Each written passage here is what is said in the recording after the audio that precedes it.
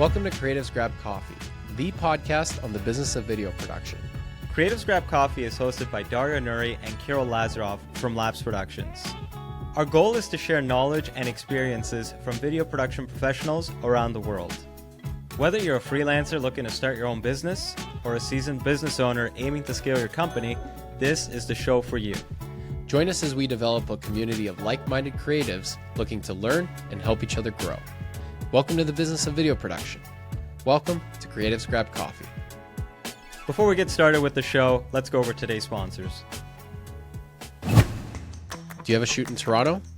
Do you need crew or a strong production partner to help you with your project? Labs Productions is one of the top production companies in Toronto and your go-to video partner. With our strong creative skills and extensive network, we can help you achieve your goal. Labs Productions is able to offer you production services, white label services, or finder fees for project handoffs. Reach out to us on our website at lapsproductions.com to learn more. My name is Miran. Welcome to Canada Film Equipment. We are a boutique rental house based in Toronto. We are here to help you guys out with all production sizes. Feel free to contact us to get a quote if you are a production house and you're looking for lighting, camera packages, or lighting and grid fan packages. You can see our contact information in the link below. We are more than happy to help you guys out. Make sure you follow and subscribe to creativesgrabcoffee.com. Thank you.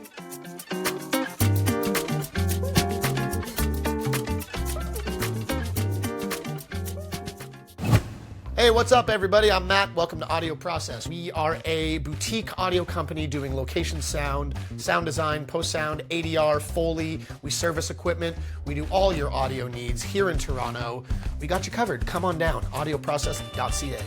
Don't forget to like, follow, subscribe, and all of the other internet things to creativesgrabcoffee.com. They'll be waiting for you. I'll be waiting for you, and we're all going to have a real good time. And now, let's begin the show. Alrighty, well, welcome everybody to the first episode of 2025, and today we have Samuel Han from Phalanx Film Co. Welcome. Hey guys, it's nice to be here. Thanks for having me. Thank you. And how was the new year kind of started off for you? I know we kind of talked a little bit before the episode, but you had a pretty interesting story. Yeah, it started with a couple shoots, but also trying to collect payment. I work with a client that I've worked with for a few years. It's a national level company, but they have local offices, and all the local offices are independently owned and operated, or at least run and operated. And so I've been doing work for one of the local offices, and they still run payroll and invoicing through the national company. And the national company has been switching over their logistics software, I think. I'm not totally sure, but for whatever reason, they're 3 months behind on payment. And so it's been interesting trying to figure out how do we put pressure on national to actually pay the invoices without making life horrible for the local office. Yeah, because it's such a weird kind of paradox, or kind of purgatory, I guess, in a way, of what Payment it is. Purgatory. Payment purgatory, right? You're like, I need money from them, but I worked with you, and it's who do I go after? Yeah. Apparently it's not the first time that something like this has happened. I guess those are the perks of being a $500 million national company, is that you can be late on invoices and people are afraid to sue you. But I don't know. But I think we'll get it sorted out. They said it should be end of the week. And if not, then we'll go to plan C, I guess. Nice. Which is what, suing a $500 million national company? Probably sending them a letter. That's all we could really do at this point, right? Angry letter. just a very basically stern letter to saying, please pay us what we're owed. Yeah, I mean, it's I have late fees and stuff built into my contract, but I don't want to charge the late fees because it's I don't want to penalize a local office. So, but technically, it's not the local office if the payroll is coming from the head. So that's true. That's true. But I have a feeling that national probably wouldn't smile upon the local operator for that. So I don't know. Well, on a more positive note, tell us a little bit about your company. Sure. Well, I've been in business full time since 2021. Prior to that, it was kind of a side gig. I think that's maybe true of a lot of people, where we kind of start with it as a side thing and it kind of scales. And for me, that jumping off point was I was having trouble getting off work at my normal job enough or like far enough in advance to take the shoots that I was getting leads for. So I was like, this doesn't make any sense. It's time to go full time with this. So at the moment, it is basically just me. My wife and I co-own the company, but I'm doing like 95% of the production stuff. And then kind of as needed for different shoots, we'll crew up if we need more crew. So just try to maintain like fairly low overhead that way. I'm looking at onboarding an editor either as a full-time employee or as just like somebody that I keep on retainer, but still have them just as a contractor. But for the most part right now, I'm kind of running and gunning it as a one-man band. What does your wife do? Full-time, she's a nutritional therapist. Part-time, she's my PA / whatever I ask. Jack of all trades, basically. Yeah, but she's a nutritional therapist and runs an online practice, primarily working with other women to support like hormonal health through nutrition. Nice. She must like video though, to work with you. The reason that we aren't both doing it full time is because it's not her passion. She'll gladly step in and help me if I need help on a shoot. But we actually had a conversation maybe 6 months ago where she's like, this is your thing. It's not my thing. So full send it, hire people, crew up, pay others, like do what you need to do to subcontract or like hiring crew. I'm available if you need me, but I'm not a videographer. Yeah. So if you said though she's a co-owner of the business as well, technically, is that correct? I mean, well, he's married, so married. Everything is co-owned. Oh yeah. You should know this, Kirill. Yeah, that's true. Your stake in Laps went down to 25% when you got married. Yeah, I know, right? Yeah. I mean, so 3 years. Sorry, go ahead. No, I was going to say you've been doing this for 3 years then, right? Since you started in 2021?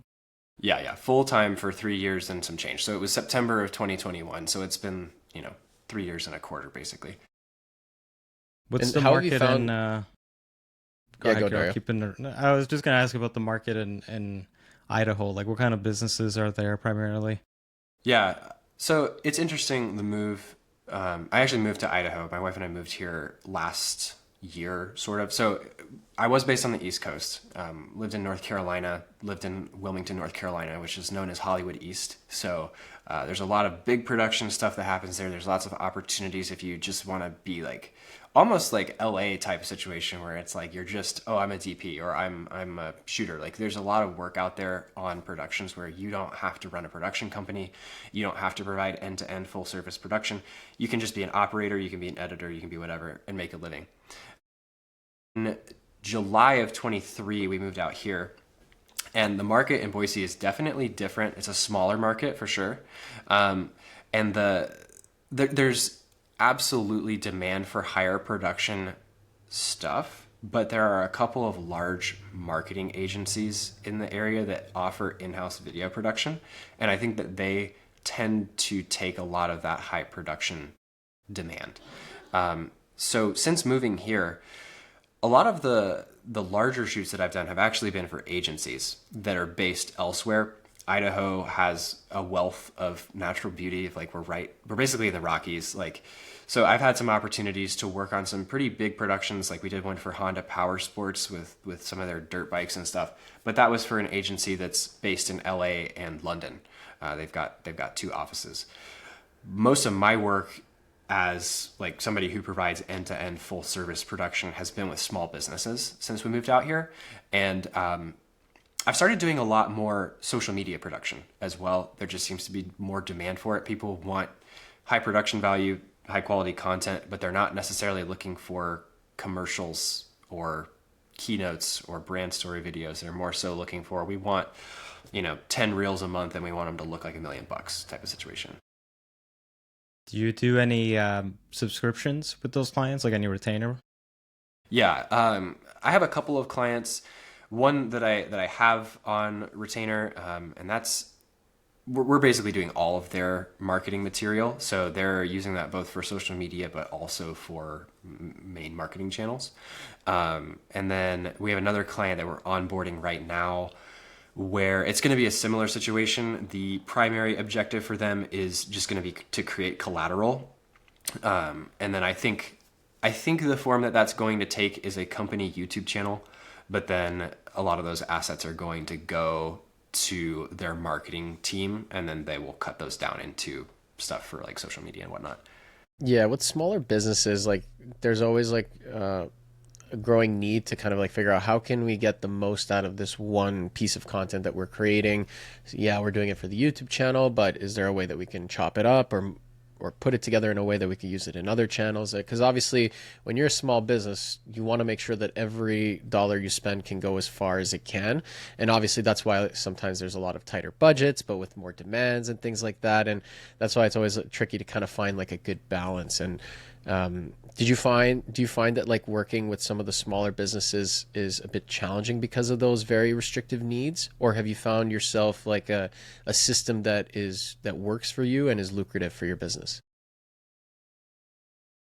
There's definitely client education that has to happen with the smaller businesses, especially if it's their first time working with professional production. Ironically, I have found it to be the case that a lot of the larger clients that I'm working with that are local are typically the ones that want more for less, if that makes sense. And I think that's typically because the people who are making the asks of me that are responsible for putting together the shoots and whatnot are not the decision makers in the company. So the interesting thing for me has been I've had a lot of success working with pretty small businesses where I'm interfacing directly with the owner or maybe like a senior level executive, if you want to call them that, at like a 10-person company or whatever, as compared to like a 200 or 300 person company that's still technically a small company, but I'm interfacing with like a middle tier marketing manager or something like that, where they're kind of handcuffed and they've been given a budget and they don't get to make a decision about what it's worth to the company. They've just been told like, hey, here's this money, go make this happen for this amount of dollars. Whereas working with smaller companies where I'm actually interfacing with the decision maker of the company, we can have a conversation about value, about like, okay, yep, this is expensive. And to be blunt, my goal as a video production company is not to make it cheap for you. It's to make it valuable for you so that the money that you're spending creates ROI. Like if I can create a machine for you where you put in $1 and you get out 2 or 3 or 4, then it's to your advantage to shove as much money into the machine as possible, not try to, keep more money back. So that's how I've approached it, and that's where I found success. Decision maker, do you mean the actual owner or like a VP? He mentioned owner and like high level execs typically. Oh, okay, because we've had the opposite situation happen to us where when we're dealing with smaller businesses where it's more direct with the owner, that's when we've had like a lot more back and forth. It's like they become very undecisive and everything, and it just prolongs the whole project, versus when we're just dealing with like a VP or an exec or whatever, like it's a lot more smoother in those situations.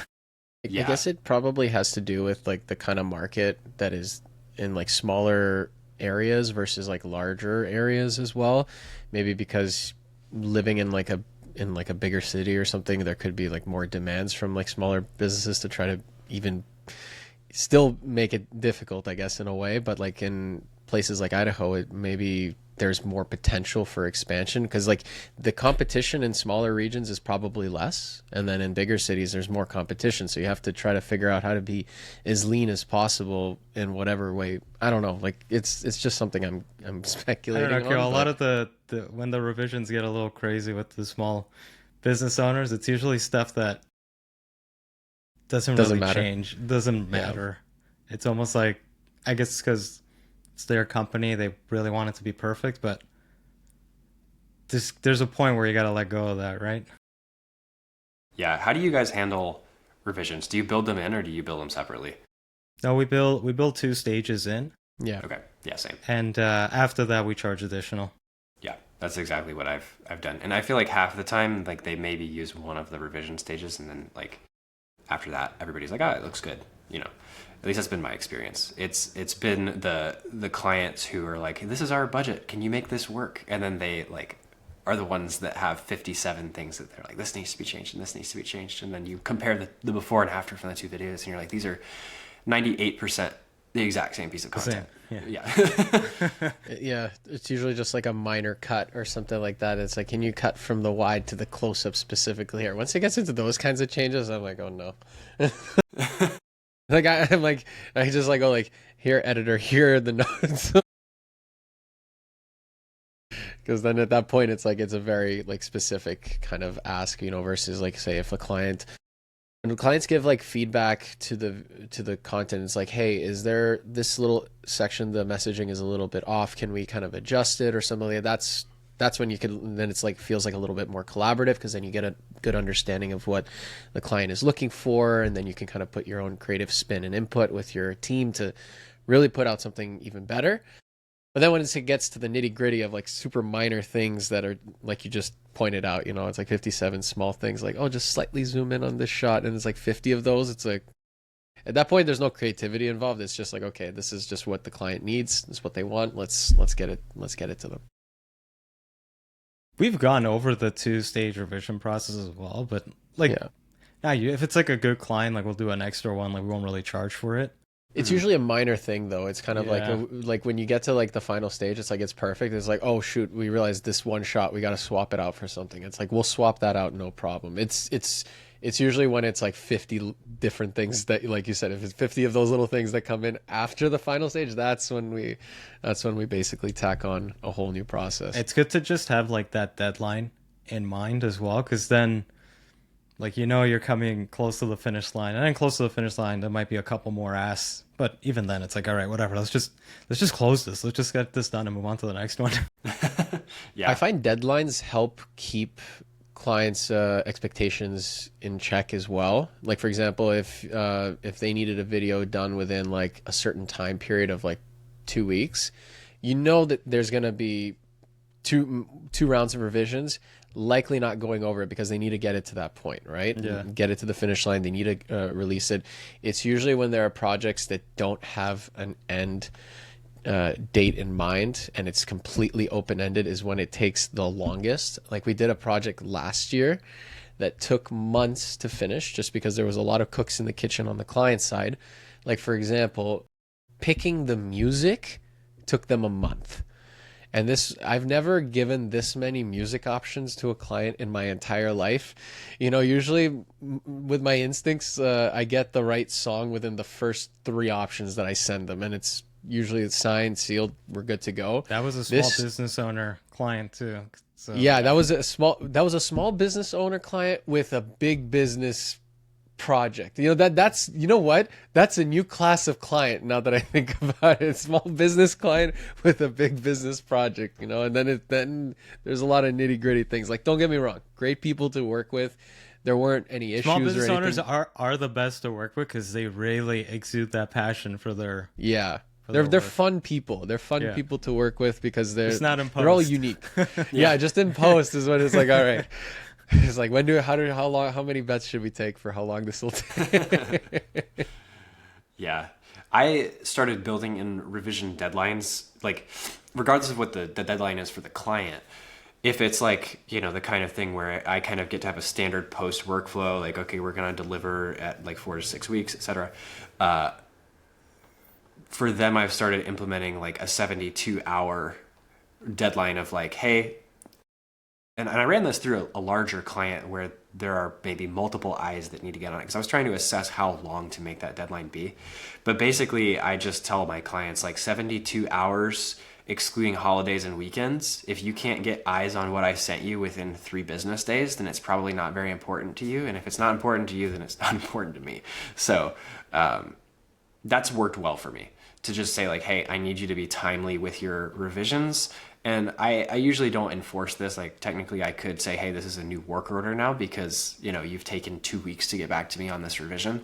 But the thing that I've had success with in that is that by having a deadline for the client to submit their revision requests, it keeps the whole project on schedule so that they understand like, hey, if you take 2 weeks to get back to me on this revision, like it still takes time to make the revisions. And so we're going to do everything we can to hit the deadlines that you want with the project. But like, if you take forever to get back to me, it's going to delay final delivery. We have the same thing. We have, like after we deliver the rough draft, we go like, if you can get us look, it's more of a guideline for us. We say like, if you can get us the notes by 48 to 72 hours, then we can do our changes within that same time frame. We could be on the timeline. But then, and then we can hit that deadline date. But we always give them the disclaimer of, if you guys miss this, it's kind of on you what the new deadline date is, right? Because then we might get busy with something else and yada And yada. also- And we've almost also never had mentioned- people actually follow the 48 to 72 hour guide. Never. You know Never. why? You know why? Because a lot of the clients we deal with are financial institutions, and this is why I was going to ask you, Samuel. Like, if you said that this has helped with some of the bigger organizations too, but like, what happens if the boss that needs to lay eyes on it goes on vacation for 2 weeks, and then no, they can't give feedback when they're back because the other middle person who had to give feedback also went on vacation for 2 weeks. Before you know it, a month has passed before everything. Yeah. I really only have one client that I work with on a regular basis where I run into that kind of issue. And fortunately, this is also unfortunate, they kind of do everything at the last minute. So usually there's like pretty significant impetus to like, we need to get this project done. And so if the big decision maker is out of the office, then typically they're under so much stress to get the project out that somebody else will make the decision and give me the information that I need, which ideally we would not handle things that way, but at least I'm getting my revision information on time. Yeah, it's always a tricky fine line, and it always depends on the type of content you're creating. And the funniest is when there's a lot of internal content that needs to be made, but also is very open-ended. You never really know when things are going to finish. Sometimes you'd get a project where we have one client, we film it on the Monday, and they need to have this webinar ready by Thursday. It needs to be out the door on Wednesday, ready to go. Boom. That's one client. Then another client would be like, we need to create this report training video, and we need to get it done in 2 weeks. And then all of a sudden, before you know it, 3-4 months has passed, and because feedback just keeps going like back and forth internally on their end, and then it's like sometimes you're left in limbo. It's like, all right, guys, you follow up. It's like, yeah, we'll get back to you. It's fine. Like, and Sometimes we just forget too. Like there's one project, Hero brought it up yesterday, and I was like, oh, I thought we finished that. It's like, no. The editor was asking what happened. I'm like, oh, you're right. because we delivered like all the video content to them, and it seemed like it was fine because we didn't hear anything back. And then all of a sudden, like over the holiday break, I started getting notifications from Frame.io. It's like, so and so commented on this video and this video, and I'm like, oh, these aren't like 1 or 2 comments, just like 10 comments. It's like, I guess we're not done this project. That's funny. Yeah. Well, and that's one thing that I recently added to contracts, is because I have had clients want to go back after the fact and leave comments. And it's like, if you go a week after, I'm going to assume you're happy with the video. Like if I don't hear from you for multiple weeks after delivering a proof, I guess it's great. Like, I guess you're happy. You're leaving money on the table, though. Just leave the door open. It's like, sure, more revisions. Yeah, it'll be this much, and then you just charge for it. Well, yeah, that's what I'm saying. So it's like, if you go 2 weeks and you don't give me any feedback, I'm going to assume after 72 hours that you were happy with it. Because a lot of times with the larger organizations that are moving pretty fast, like sometimes I might not hear like, yep, this is great, we're good. Like they just take it, they start using it. And I'm like, oh, okay, I guess you're happy. So if after 72 hours I haven't heard anything, and then 2 weeks later you come back and you say, hey, we need revisions on this, well, that's a new work order, typically. Mm-hmm. Yeah. That's a good way to kind of like keep them, to try to nudge them a little bit to kind of like complete it and like get the feedback. Because it's not good knowing that like, okay, is this project still going or not? Like, do we still have to be somewhat on standby? Especially if you're hiring other people, that's when it can be a little bit tricky. So like if you hire an editor who's only available for like because this actually has happened in the past too, where we would work with them for this one project. They do all the rough cuts, and then they say they're going to take 2 weeks to get back to you, then they take longer, and then all of a sudden the editor is like had another project lined up a month or two later, but it wasn't in the plan. It's like now you're in another predicament where essentially you have to still pay the editor, but then you have to take on the work yourself, either internally or hire someone else to do it, right? So these systems are good to help like businesses like yours and ours plan things out, and so that we also aren't overpaying. You can protect yourself in the workers. contract as well. Like I have some That's what I terms in mean. there that Yeah. say if we go past the deadline, some costs and like production or post might change because some people might not be available. We might not be available anymore. So Yeah. I do put in those protections in there just in case, because you never know. Some things do get delayed quite a bit. So you never know. Yeah, as you guys structure your contracts, do you do all that yourself? Do you have counsel that helps you with your contracts? So Like- when we started, I applied our company to the Ryerson, formerly known as Ryerson. It was our old university. They had a law clinic, right? Mhm. And in the last year of the business and law program, they kind of work with a small business and they create a bunch of documents for them, be it articles of incorporation, contracts, and whatever. So we were able to get like one of the big law firms to create our contract. And then over the years, it's gone through revisions with like clients' legal divisions Input and whatever. and Like they might feedback. look through stuff and say, oh, you got to change this or whatever. And then I look through it. If it looks fine, we just keep it in there. So it's gone through like 10 years of like back and forth with like multiple like legal departments. And Yeah. we've also fed it into ChatGPT to see if we should add some stuff and whatnot. So yeah. yeah. Yeah. ChatGPT, new law firm. Yeah. Did a pretty good Helping job. helping small businesses get started since 2022, I think. Yeah. Yeah. My process has been similar with like, especially with the larger corporate clients that have in-house legal teams, and they send back a redlined version. I'm like, I like this wording. I'm going to include this. I'm just gonna keep this and put my name on it. Exactly. Yeah. You want to laugh? I had a call with a lead yesterday. So they're basically like an agency or whatever, and it's in the real estate space. So they got back to me. They're like, "Oh, we sent your contract over to the client," and then they were like complaining that it was like the most like so many pages of stuff, and like there were like terms that weren't applicable to the project. And I was like, "It's just boilerplate stuff." Like it's like I don't know. Like they mentioned something about the weather, and I was like, "We're not shooting outside, so it's not really." Right. Relevant. It's not an issue. Yeah, it's not. But I told her, I was like, we gotta sign a contract though. I'm not doing it without it. So I was like, just like I said in the email, like just tell them to have their legal department check it, and if there's anything they don't like we can just look at it, and if it's fine to remove or change, we'll do it. If not, then then we'll talk about it then. Yeah.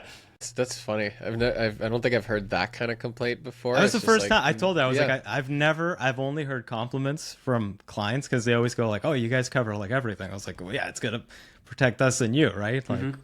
Like ours is pretty in depth. We even have like an NDA built into it. Really? Sometimes Okay. they go like, oh, like we need you to sign an NDA. I was like, already ahead of you on that. It's in the contract. Nice. Yeah. So how does that affect you guys with your portfolio? Because I've run into that quite a bit with like NDAs, where it's been the kind of thing where, especially working with larger agencies, where it's like, hey, NDA is cool. Like obviously we're not going to disclose confidential information, but like I would still like to be able to use this footage in a reel or in like portfolio. Yeah. We have a term. That's in there. Yeah, that's in there. there. So that's actually the one that if we're gonna get some pushback on is probably that section of the contract where. But I feel like sometimes they don't read it well enough because I say, like, we're allowed to publicly show it on our website if it's public. Right.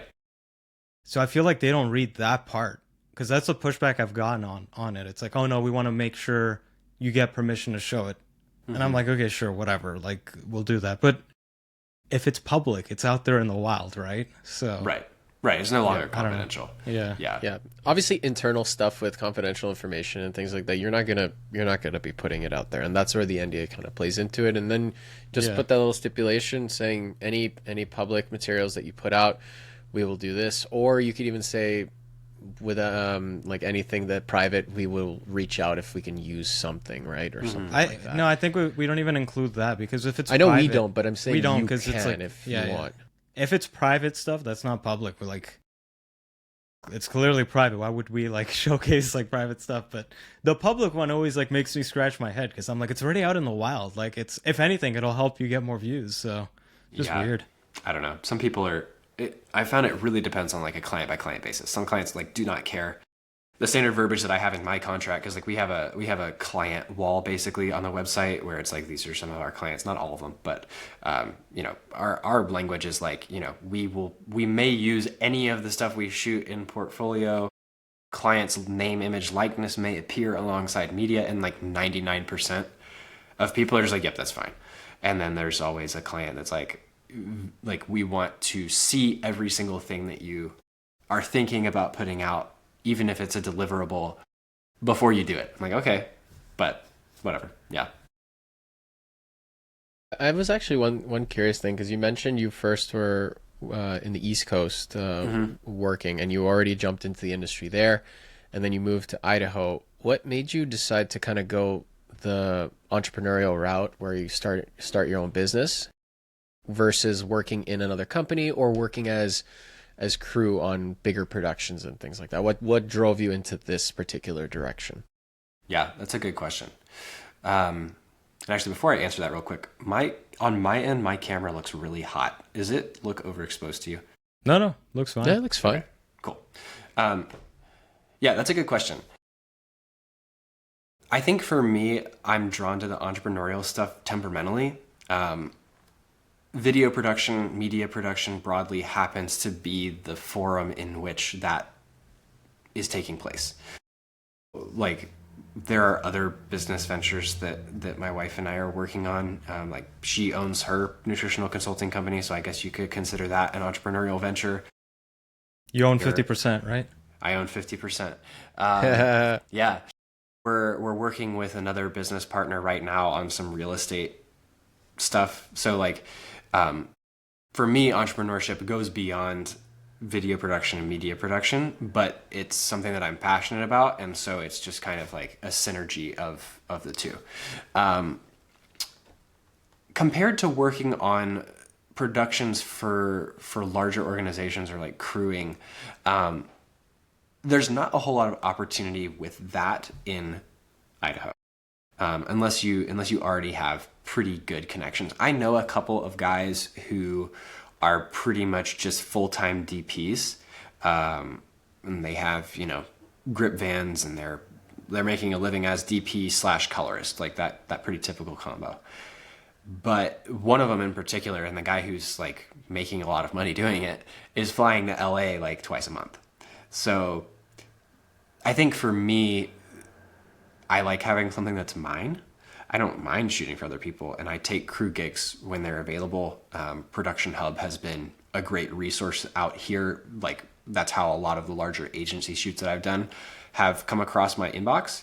But I think the short answer to your question is I like having something that's mine, and this is just a skill set that I have, so it makes sense for me to build something that's in the production space. Yeah. No, I find a lot of parallels to the same thing as you mentioned, where it's like you like collaborating with other people, you like working on other projects and networking, because that's one of the big things about freelancing as well, is that you get to meet other people and build out your network. But it's good to also have something that is your own, that you could work on, that you can grow, and it definitely will survive longer over the long term as a result. Because, you know, when you think about it, if you're just freelancing throughout your whole career, you build a lot of reputation and everything, and a lot of good networking connections, but that is what you have to rely on. You don't have like a business that you can kind of like fall back to or anything like that. It's very different challenge. Yeah, and it was interesting moving, you know, from one market to another. Like 2023, for that reason, was like a pretty slow year, but having a couple of larger corporate contracts in place to where, like, you know, they have a need somewhere, they're going to fly me out. It's not dependent upon me being in one local market specifically, was basically what meant that I was able to make that move successfully. So you already had like a client in Idaho to port you over from North Carolina? No, we had, I did have something lined up that I thought was going to happen. We were supposed to be shooting a reality TV show in the real estate space. Like we were going to film a pilot and like do a whole thing. And then that fell apart. So that was concerning because we'd already made the move when that happened. But what made it possible, or I would say what made it something that we were comfortable doing, was having a couple of larger corporate accounts for whom location doesn't matter because they're going to fly you where they want you. So, just basically rolling through on money that we'd set aside, knowing that it was going to be a slower year, combined with enough corporate income that's not location dependent to where we could slowly build up local business. And now I'm at the point where like most of my business is local again, as you would expect. It's not bad for 2 or like a year to be able to expand that quickly in Idaho. Like whenever that's like one thing that Dara and I've talked about before. It's like if we move to another city or anything like that, you essentially have to start from scratch when you're there, right? Obviously you have your portfolio, which is a great starting point. It's not like as if you started from zero, right? But you start from zero in terms of your local connections and network and things like that. And luckily, as you said, though, you had yourself some good corporate clients that can keep you going, that are all remote based. And I think that's one thing that helps a lot of us, even as small business owners, keep going because of that remote type style, right? And that's why there's also no need for an office space or anything like that, or anything that really adds to the overhead, which is one thing that's nice about our business, right? But yeah, like especially now, like you have to try to figure out how to be as lean as possible and work with those types of clients, though you can kind of scale up and down, because bringing like because you mentioned you were thinking about onboarding an editor at one point, right? Yeah, like right now you're basically doing all the editing at this point. Yeah, unless I get really busy, in which case I'm connected with some people and I can offload a project here or there. But for the most part, yes. Yeah, that's probably like the best approach to keep going until further. Obviously, unless you're basically how do you say it? Getting burnt out from it. But once you start billing in for like for the editor in your client projects and things like that, there's really no need to bring someone in full time. Because Dara and I have tried to crunch the numbers many times to figure out if we do need to bring on an editor full time now, but it just doesn't make sense. What, sorry? Not yet. Yeah, not yet.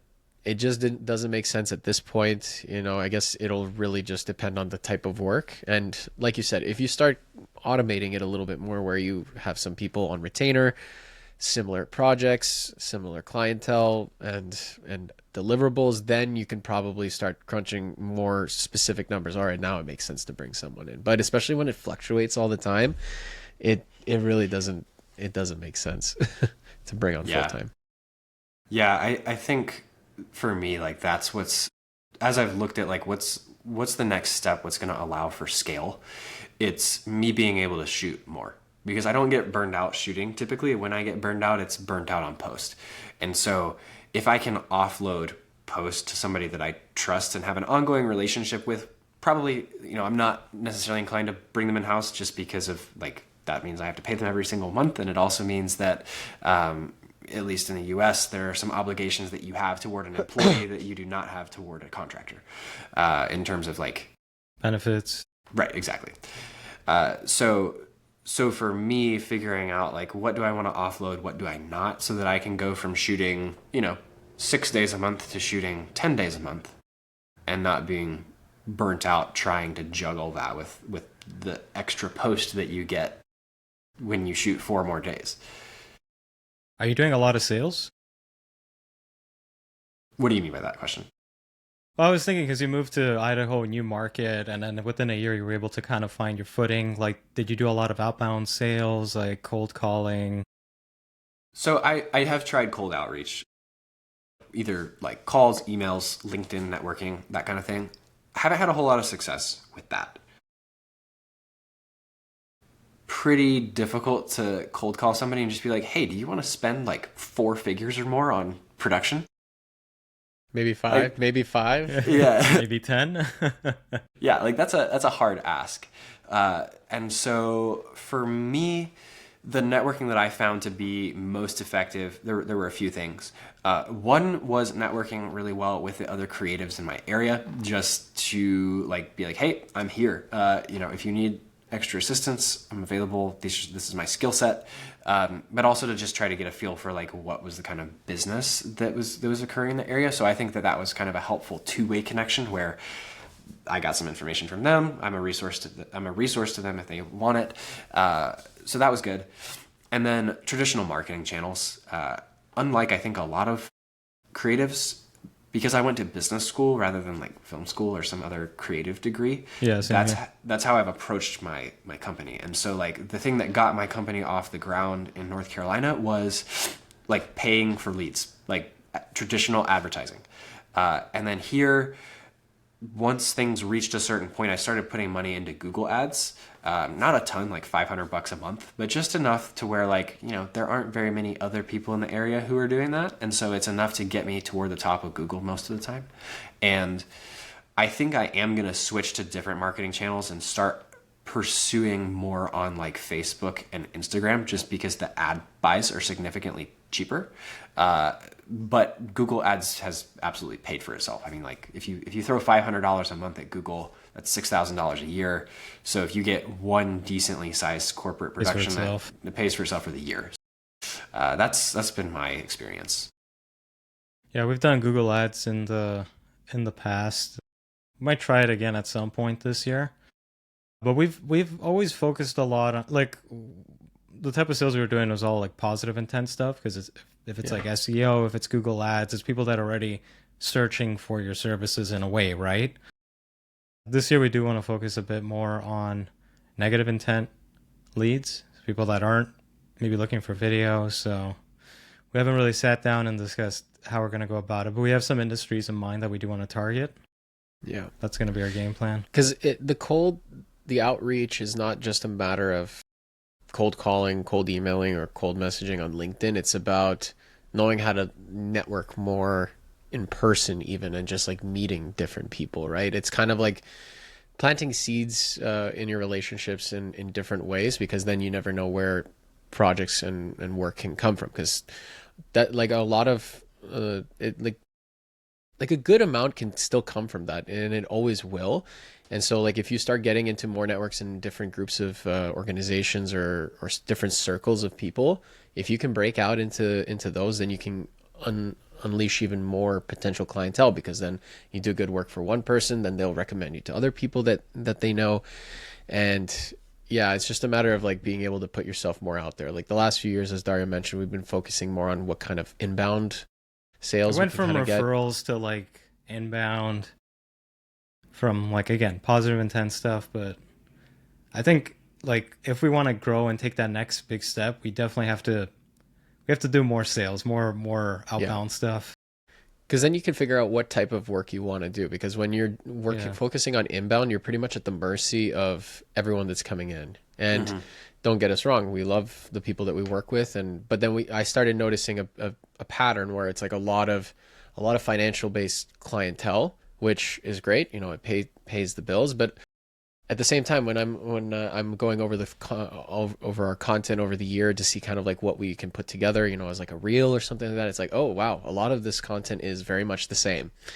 And it's very similar, person talking heads, talking to a teleprompter, and like, don't get me wrong, that's content that a lot of people need, but it's like, okay, how can we diversify? How can we find other projects to work on? Because one thing I was actually also curious, I wanted to ask you about, was I noticed that you also do weddings. Am I correct? Or was it just corporate? Oh, you used to do weddings. Yeah. Yeah. I only asked because I saw that like on your YouTube channel, you had posted some weddings recently on there. Yeah. So yeah, that's why I was curious about. We did 2 in 2024, just like referral based. So I would say like through the spring of 23, it was like actually part of the business of like, okay, we're going to do weddings. And then from that point, it was like, I think we just want to really pivot into corporate stuff, primarily in commercial work. And so we were still taking a couple here and there by referral for people we know, but not Stragglers. Okay. Yeah. I was just curious about that because then I would have like a whole other set of questions I'm curious about is like, how do you run those two technically different businesses at the same time, right? Yeah, 'Cause they're for a not the same. while we had two websites, and that was how. Like it was basically just categorized. It was like we have a wedding website and we have a corporate website. And the decision to switch and niche down had to do with a couple things. One is I just significantly prefer corporate work. I think it's, broadly speaking, cleaner. It's easier. Well, it's not necessarily easier, but it's less emotional. And so like managing expectations is easier. You can make a ton of money doing weddings. My first year in business, like period, I did almost exclusively weddings and made like a lot of money. It was a good year, right?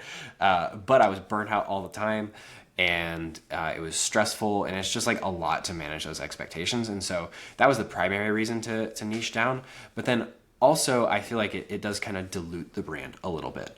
Yeah. I think if you have two completely separate companies that don't share a name, like if there's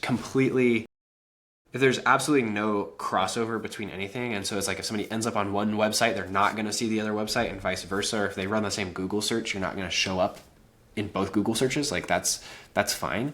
But especially if you have the kind of thing where it's like, oh, we're a corporate / wedding / like blah blah blah, then what we found was with corporate clients in particular, there was some trust building that had to happen to prove that we were actually professionals and knew what we were doing.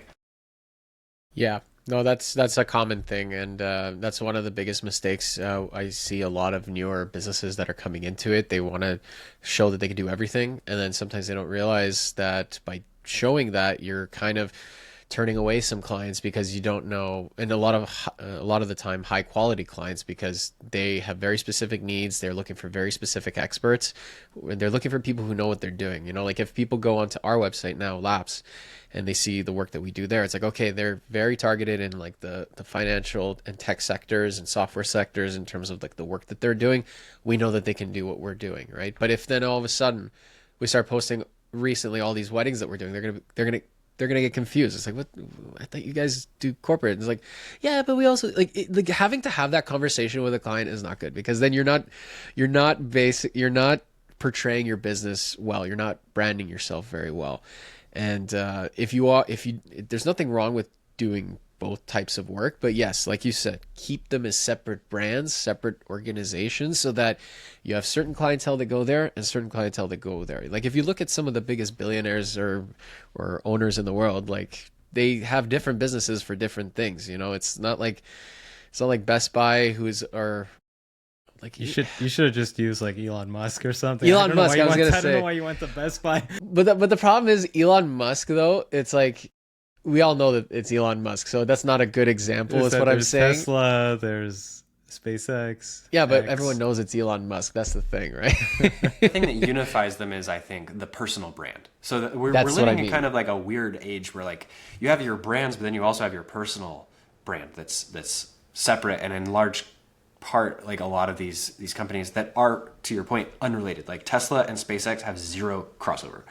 Tesla and the Boring Company, or like SpaceX and the Boring Company, like there's zero correlation between them whatsoever. But the thing that unifies them is like Elon Musk's personal brand. That's why I didn't want to use that as an example, because that's not what I was going for. I was going for like, say, like the big companies, like say BlackRock, for example, that owns like all these different companies, like major brands. But you don't look at like, say, Coke and Pepsi and then think of like BlackRock, you know, like you think of that brand, right?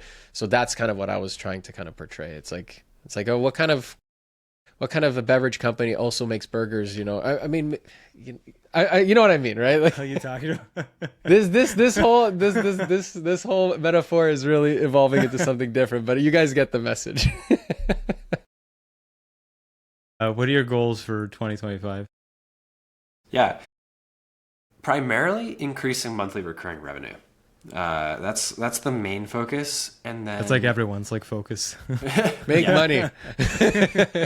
Yeah, but specifically the recurring revenue, just because like I would say last year was like my first foray into like actually seriously having a business model that can run off of it versus it just being like a nice sprinkle of like, yep, we have a little bit of extra money that comes in every month and it's the same every month. But it's like, no, this is like a significant portion of like gross revenue. And so just expanding to the point where like, in terms of running operations and payroll could be 100% paid for by monthly recurring revenue is where I would like to be. And then those larger corporate productions, larger commercial productions that come along are just, nice to have, but not need to have. Like bonuses. That's very much where I would like to be. And I think that's within reach.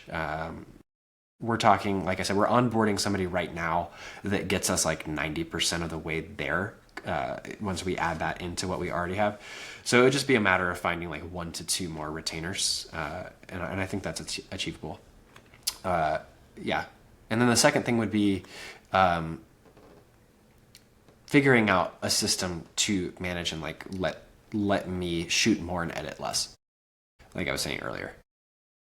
If you want to do that, it's not just editor, it's even like project manager in a way, right? If you're wanting to do less of like the outbound work or like the client relations and things like that, it might be good to think of having someone else that can help you with that aspect. You want to do less like client facing stuff? I don't mind interfacing with clients. I'm just saying I want to shoot more and spend less time behind the computer, like tweaking knobs. And I think another part of that I didn't mention is optimizing my like leads strategy. So like right now I'm like I said, paying, and I'm fine with that. But one thing that we're adding into the mix is blogging for like SEO and domain authority. Because it's like, the main purpose with the Google ads is to show up near the top on Google. Well, you can do that by paying. You can also do it organically. And so if we can do both, then that frees up those marketing dollars to maybe go into other channels. So within a couple of months, I'm thinking probably like once I've built up a little bit of a base of content blog wise, switching those dollars out of Google ads and into probably like Instagram ads, and just kind of seeing what happens with return on ad spend there. I mean, if you're getting a lot of small business owners anyways, I guess Instagram and Facebook would be good channels for you to utilize, right? Yeah. And I think the advantage with something like an Instagram ad is that it's kind of a 2-for-1 because you're getting in front of your target audience, but you also get to show them a little bit of what you do if you're producing your own ads because it's content. Whereas like Google is just like, hopefully I wrote this headline in a way that they want to click on it.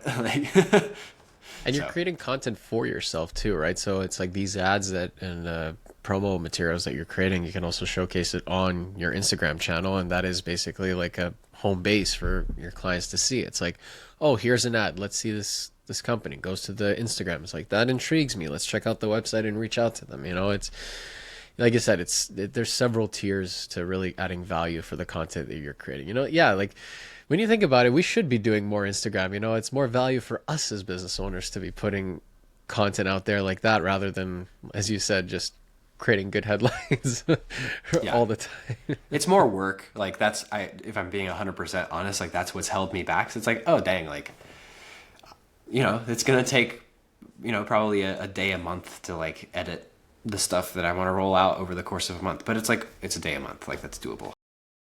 That's actually not bad. If you could do a day a month to get all the content that you need out there, that's not too bad. Yeah. I mean, if we're talking organic posting schedule, then no. Like if you're trying to post like 3 to 5 times a week, then you probably need more times. But if you're just running promoted posts, like if you're posting once a week and you're boosting it and throwing $100 a week at ad spend, yeah, I think you could produce 4 reasonably compelling Instagram ads in a day.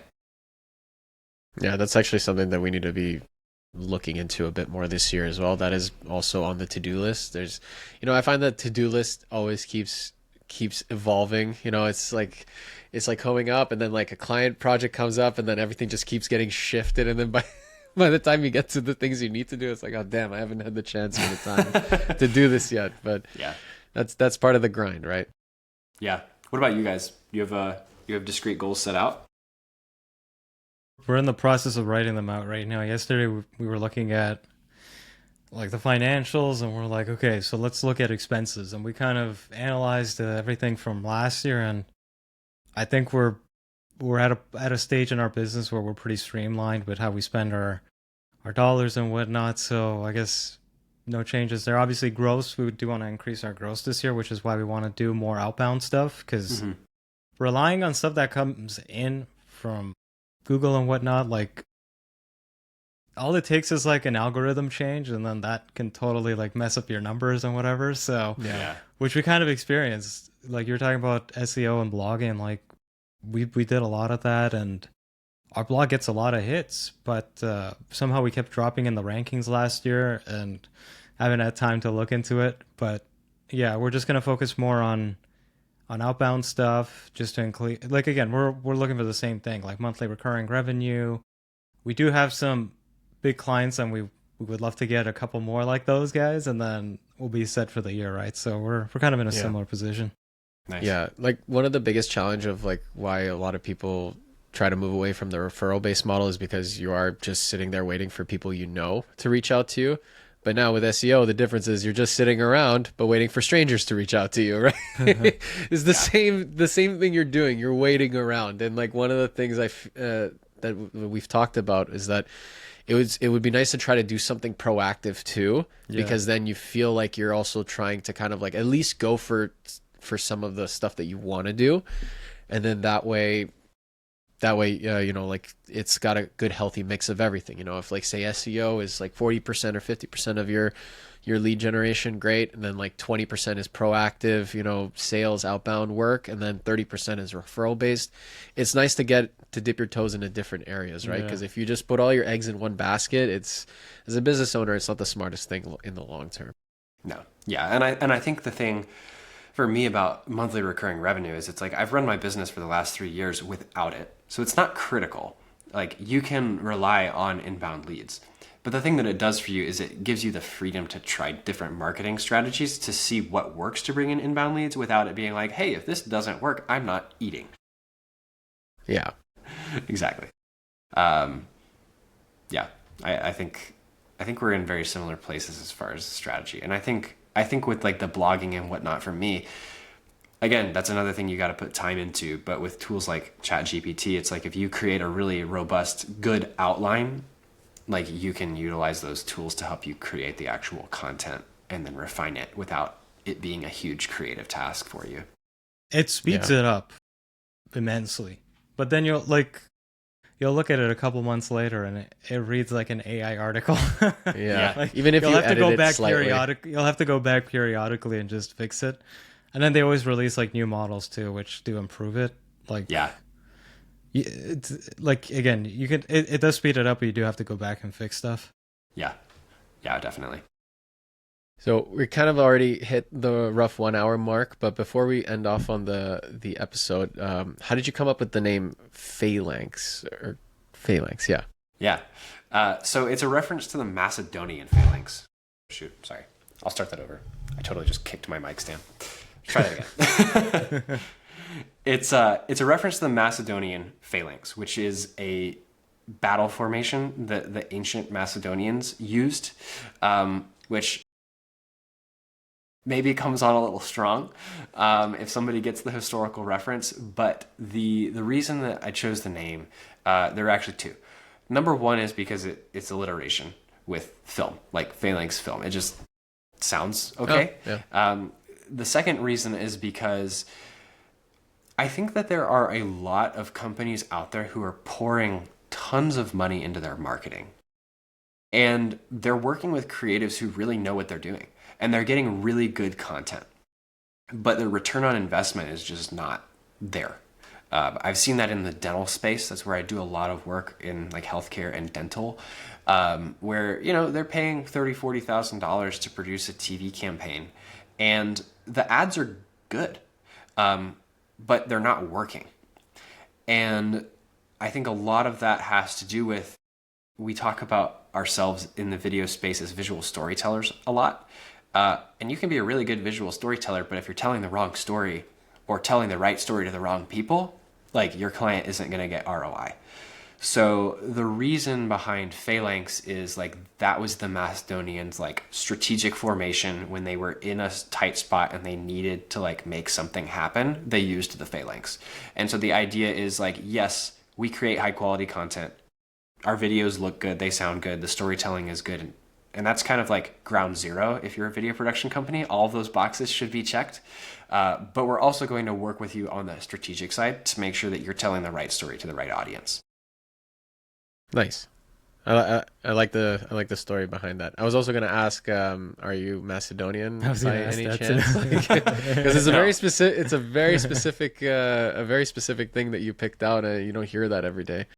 It's just when I was a kid, I was super into history. I thought I was going to be a historian. I was like, I'm going to be a history professor, and then at some point, I decided I didn't want to do that. But there's just a bunch of stuff that lives rent free in my head, and that's one of those facts, I guess. Nice. Yeah. Awesome. Well, Samuel, thank you for joining us on this episode, man, and we really appreciate you sharing your background and your story. And we got some new ideas floating around in this episode, which I'm really happy about. Yeah, I really appreciate you guys having me on and reaching out. It's great to connect with you guys, and I'm excited about what you're doing. Yeah.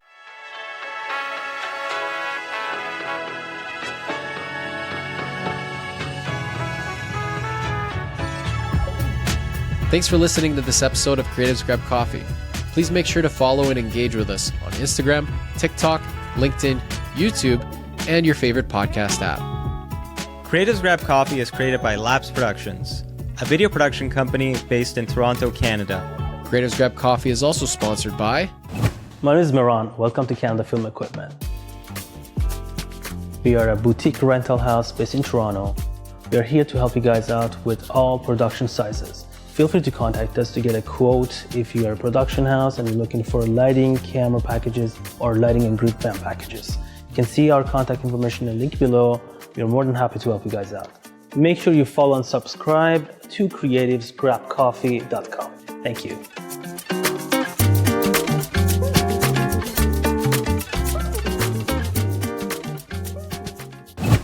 Hey, what's up, everybody? I'm Matt. Welcome to Audio Process. We are a boutique audio company doing location sound, sound design, post-sound, ADR, Foley. We service equipment. We do all your audio needs here in Toronto. We got you covered. Come on down, audioprocess.ca. Don't forget to like, follow, subscribe, and all of the other internet things to creativesgrabcoffee.com. They'll be waiting for you. I'll be waiting for you, and we're all going to have a real good time. Thanks for listening, and we'll see you on the next one.